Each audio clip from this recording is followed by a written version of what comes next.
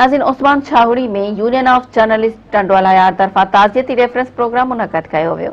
उन हवाले सां ॾिसूं था सनाउल्ला थेबो जी ही रिपोर्ट। जी नाज़रीन, उस्मान छाहुड़ी में टंडोलायार यूनियन ऑफ जर्नलिस्ट दस्तूरी ताज़ियत reference Usman Chhahuri press club के साबिक सदर सीनियर सहाफ़ी मरहूम मोहम्मद अमीन छुट्टो और मरहूम मोहम्मद मुराद मूसा बलोच की याद में एक प्रोग्राम मुनक़द किया वियो। उन मौके ते आयल मेहमानन मेरा टीवी से ॻाल्हाईंदे चयो त अॼोके ताज़ियती प्रोग्राम दोस्तन गॾिजी इहो प्रोग्राम कयो आहे। काफ़ी सारा दोस्त जेको आहिनि प्रोग्राम में शरीक थिया आहिनि, सिर्फ़ु इन ताज़ियत जे हवाले सां आया आहिनि। ही हिकिड़ी सुठी रवायत आहे त कंहिं सहाफ़ी तंज़ीम तरफ़ां ऐं प्रेस क्लबनि जे तरफ़ां पंहिंजे सहाफ़ियुनि खे यादि कयो पियो वञे थो। ऐं मुराद बलोच ऐं मोहम्मद अमीन छुट्टो उस्मान छाहुड़ी शहर अंदरि मक़ामी सतह ते सुठा सहाफ़ी हुया। हिननि वॾा वॾा हिन इलाइक़े जे अंदरि इशूज़ जेके हुया उहा हाईलाइट कराए उन्हनि ॾे जेको आहे सो चूंडियल नुमाइंदनि जी तवजा जेका आहे छिकराई ऐं इंतज़ाम जी तवजा छिकराई ऐं मसइला हल कराया। ऐं आउं सम्झां थो त सिंध अंदरि सहाफ़ियुनि खे यादि करण जी सुठी रवायत आहे।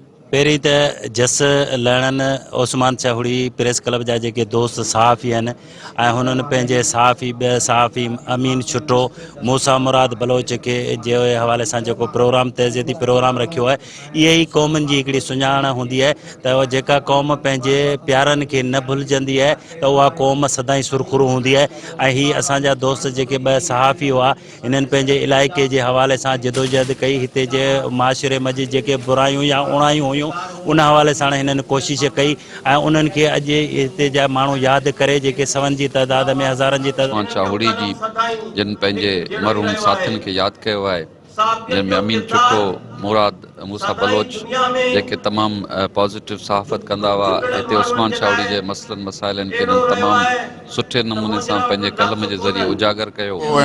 मुराद बलोच प्रेस क्लब जा हिकिड़ो वॾो किरदारु हुआ। इन इलाइक़े जे माण्हुनि मज़लूम माण्हुनि जो जेको आहे सहारो आहे। हमेशह उन्हनि पंहिंजी जदोजहद कई, पंहिंजो जेको आहे मज़लूम माण्हुनि लाइ जदोजहद कई।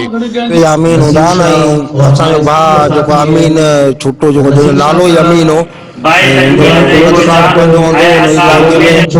इलाइक़े जा इशूज़ कया सां गॾु ॿिए दोस्त जेको इशूज़ कया हिन क़ाबिलियत तारीफ़ जो अमल हो विछो यकीनन दुख जो ॾींहुं आहे।